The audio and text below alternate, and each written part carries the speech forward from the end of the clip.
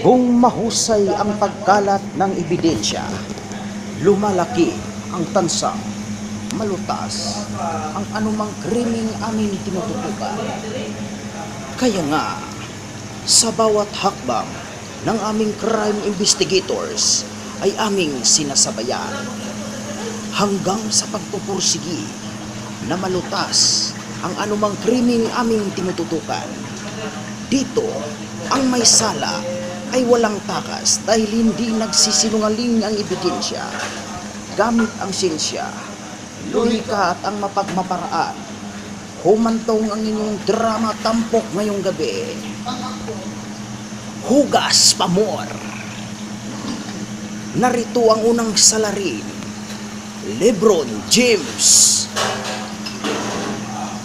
cancer survivor, ug uban pang mga lang mananap. Hanggang dito na lang po. Maraming salamat. Ayos kayo magkatingira, James, no?